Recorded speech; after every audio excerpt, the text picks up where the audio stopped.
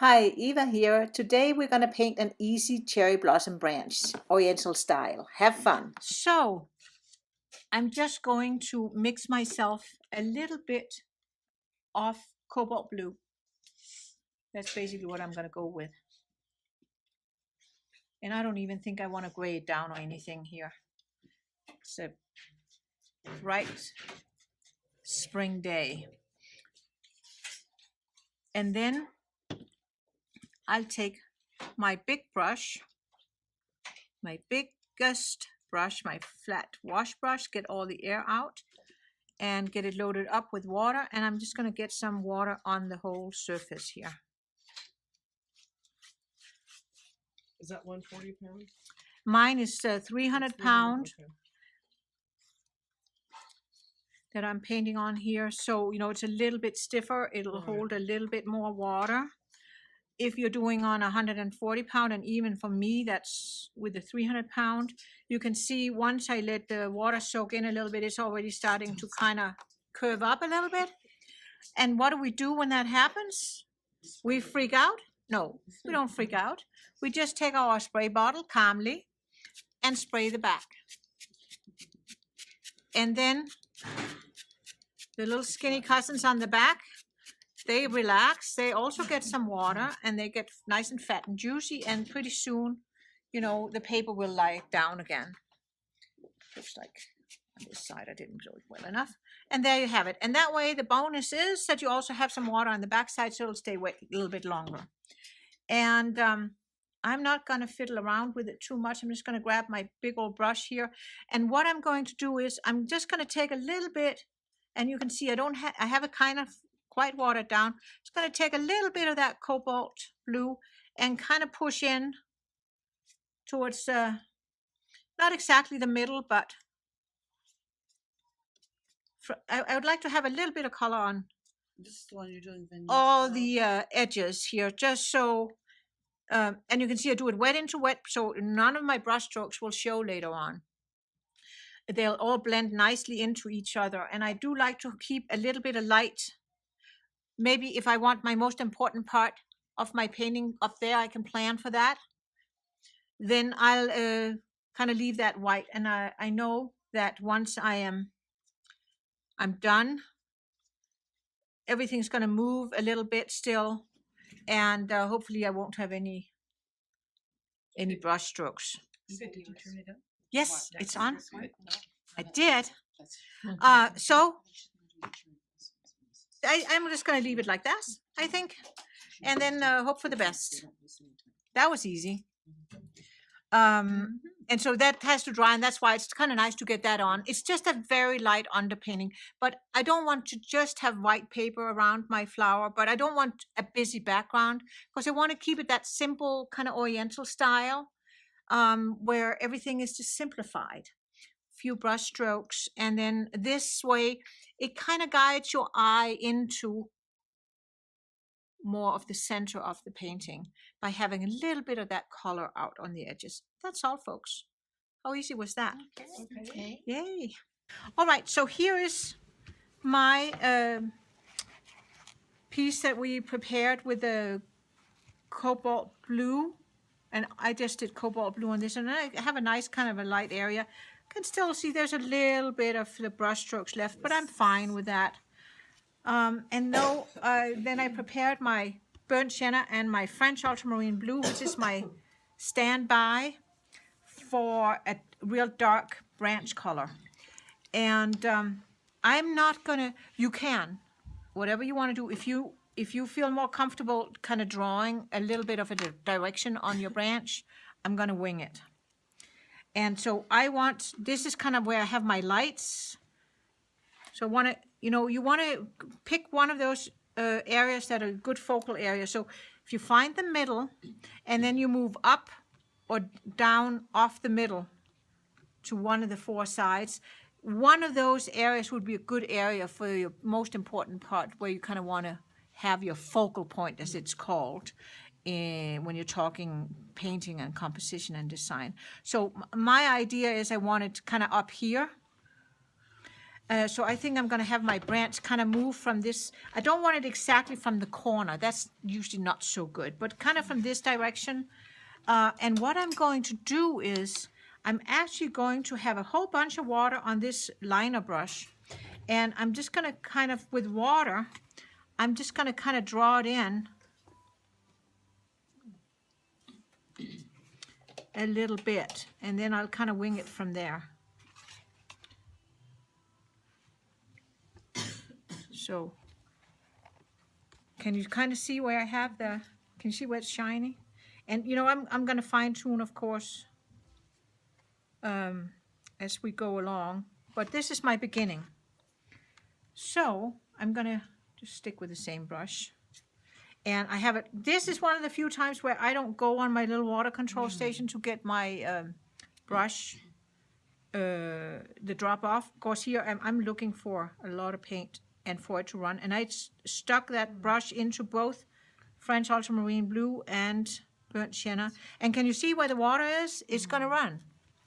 And so that's already a good beginning. I like it. So if I like it, I keep going. And so here I have time, you know. You don't have to feel that you have to do the whole branch in one go. So, and then if I have a little, you know, kind of a little thing like that, that could be looking organic. So, go back in. I just dipped my brush again in some more of the French Ultramarine Blue, but I have both colors on my brush. And can you see how I'm also holding it? So that gravity kind of lets it travel down where I put that water in. So you have time. Don't feel rushed in this stage. Just take your time, enjoy it. And basically, I'm going to try and see if I can keep this part of the branch. It's going to be a little bit fatter, so I can always build it out. So it's better to start a little skinnier than maybe you want, because trust me, when you have to start fine-tuning things and, you know, fixing little areas that maybe got a little not quite how you wanted them, you can very easily end up with very fat branches. So it's better to start a little skinnier. So, and can you see how by letting the two colors mix and mingle, I already get kind of, it gives it dimension, I feel, without me having to do anything for it. So I'm just dipping my brush again in some more of that pigment. And now, of course, what I laid down is already beginning to dry. So I'm going to just see where it goes. And just kind of going. Not putting a line of, did you already do a line of water? I did, but as I'm saying, it's already beginning to dry, so it's not really dragging the color much. I see. So, but I'm just going to go. I personally, I feel like once I kind of get a start on it, I kind of start feeling where it needs to go. You're going with the flow. Going with the flow, exactly. And if there's no flow, I just go anyway. And so I like to do some of those little things. And then while I'm at it, as I'm building, if I can deposit a little bit more pigment on some of these little areas, like here would be maybe a good area for that. I take my little straw, and then I hold it in the direction I want this to be blown, and then I'm going to give it a little. Oh my. How fun was that? Got a little thingy. Painting the branches. Yeah, so that way you get kind of that organic look on those. And maybe this place would also be a good place. And so I'm just depositing some more pigment so that it kind of bubbles up. So I have a little something to blow at. And then I go close to it and I blow it in the direction I want it to go. There. That's good. So already it's beginning to look a little bit more cherry blossomy, branchy. So I'm going to continue. So here, build this out a little bit. And maybe I want to go kind of like that. And I just have a lot of fun with this. I try not to be too hung up and just see what happens and then go with that. And kind of look and see, does that look organic? Does that look like reasonable? And I'm just dabbing in a little bit more pigment. Here at this juncture would be maybe nice to have some little wispy things going on. Let's see. Yeah, I like it. Perfect. Oh wow, that's I beautiful. like it. That's cool. So just a little at a time. Fast motion tree growth. Yes, exactly. And so here I can probably blow this one a little bit. Whoa. Wow. How about that? Yeah. That was fun. And so that's really how I'm going to do the whole branch here. Little at a time. And so here I want maybe a little bit fatter. Go up here, maybe like that. You know, because I'm still thinking I want to end up here with the most interesting part of my branch. So the most interesting would be if there's a bunch of little things going on here. So let's see if we can get that to happen. And a little bit like that. And then pretty soon I'm gonna have to decide. So this one is gonna be a little bit fatter than the other one. And you know how branches are, you know, skinnier, you know, branches and twigs, they sit on a little bit fatter branches, or, you know, fat, then they get skinnier, skinnier, skinnier, skinnier as they go out. So let's see what I can blow here. So I'm gonna, I think actually also would be good if I could. You gotta have quite a lot of pigment for it to be able to be blown. See, that was not very much, so not much happened. Aha! I like it. Perfect. So that's kind of fun, right? Can you see it's growing in front of your eyes? So you don't have to stand here and watch me any longer. You can go have your own fun. Go blow. Go blow. And so you can see you have plenty of time. You don't have to create the whole thing in one go.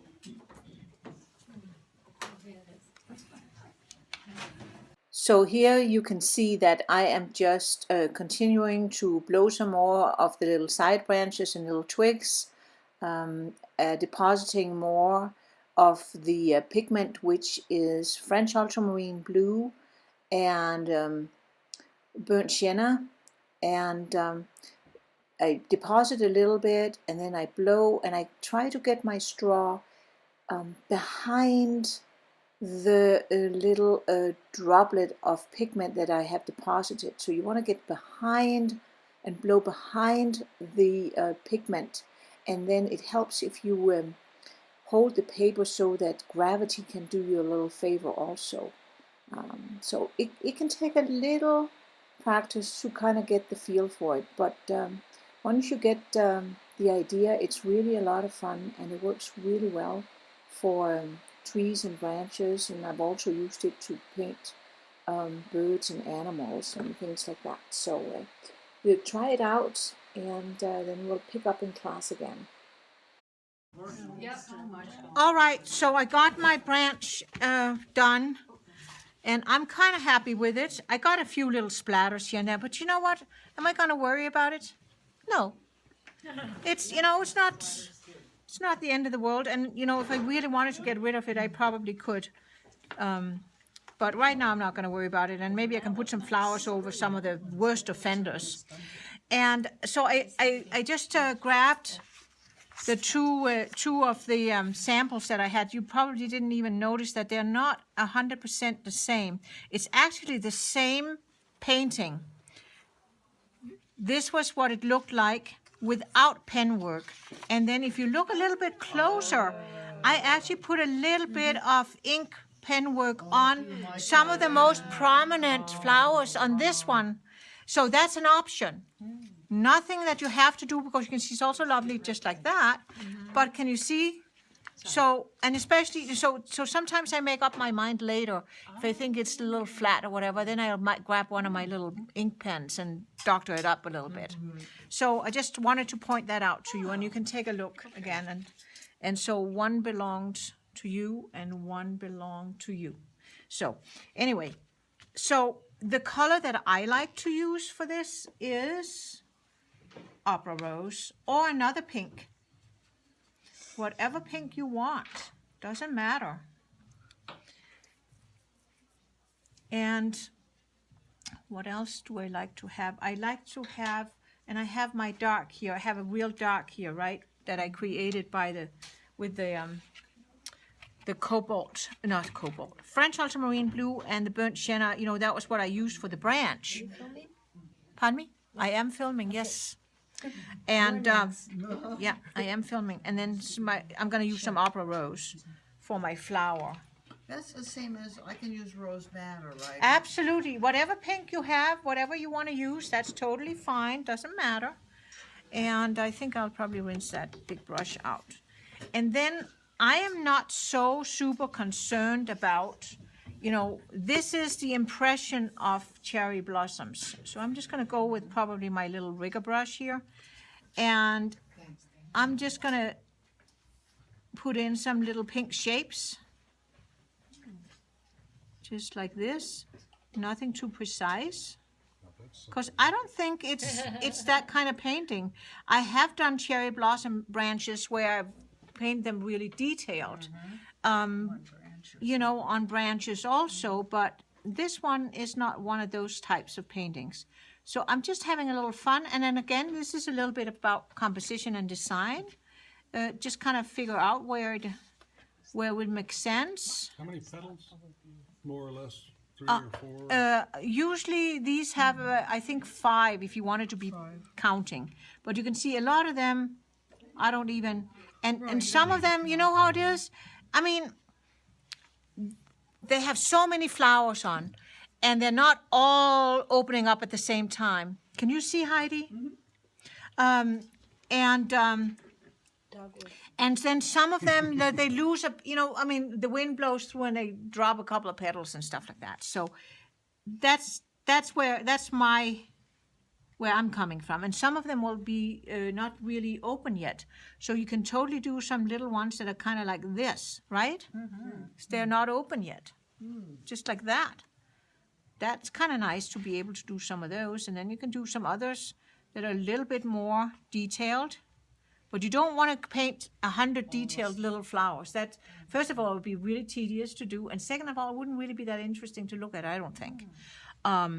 So, and here I can do another little one that has, can you see? By just doing like that, it's almost like our little snowbells. Do some that are not completely open yet. Do some like this. Make the paper wet again and then just make little dots? Yes, that could spread, yes. Yeah. And now what I did was I went into a little bit of the darker here. I went into my little puddle here and just got a little bit of that on the tip of my brush, not too much. And then while they're drying, I'm thinking some of them, if I can hit them a little bit there to kind of say that, you know, there's a little shadow, yeah, even up here. On some of them, and again, you don't have to do it on all of them. But can you see how, when you do a bunch of them, they're going to look super cute like that. And then I have this one here that's very long and skinny, that little branch. If I went in and again got a little bit of my dark color on, and then kind of picked up and did a couple more little side branches, nobody says you can't, you know, add on as you go. You totally can. And another thing you can do is you can also create with a little bit of probably Cobalt Blue would be a good one, and then a little bit of yellow. Is this yellow ochre, isn't it? No, I don't have yellow ochre. This is transparent yellow. If I say yellow, I'm always talking transparent yellow just because it happens to be my favorite. Look at that. Isn't that a nice spring green? Love it. What blue did you mix it I with? used it just cobalt blue, and then Cobalt blue. my transparent yellow, and then so you could put just a little hint of some green, you know, a couple of places, because you know the flowers come first, and then the little petals come or leaves come after, but they'll already be thinking about coming out. They're thinking about it. So if you like to get a little green in there, nobody says you can't do that. So it's just a lot of fun, and it can be as tedious or as random. And see, and there I didn't want the green to go in, because see, if some of them you want them, see, you can see some of them are just naturally got a little lighter, and that's exactly what I'm after, variety. It's all I'm after, variety. And so if you do enough of these, they're going to look great. If you just have a couple, and then they're kind of like this, you should explain more. When you have a whole bunch of these little flowers, just you have some little dots of pink, it's going to read like little flowers. And let's try Helge's method. So if you put a little bit of water on, let's put some little water on some different places here. And then we can take a little bit of our pink. Oh, yeah. I like that. So that's another, and the more you can vary it, the more interesting your painting is going to be. So that's your next job, and then it's going to be a wrap. Okay. How easy was that? These are cute little, and they make really, if you did them in the smallest sizes, adorable little greeting cards. They don't take a long time. They're kind of fun to do, and people will really appreciate them.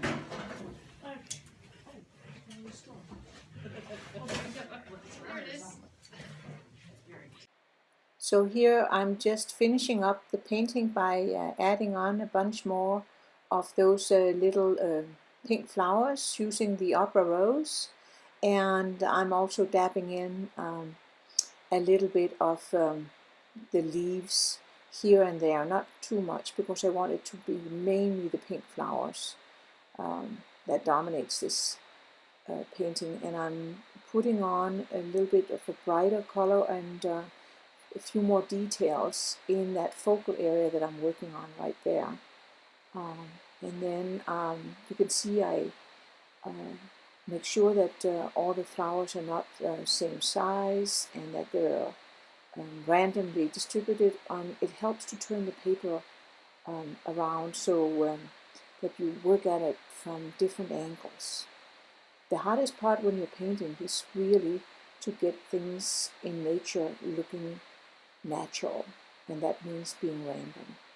So I hope you'll try this and have some fun with it, and I will see you in another YouTube video very soon. And if you haven't already, and you like to follow my demos, why don't you subscribe to my YouTube channel?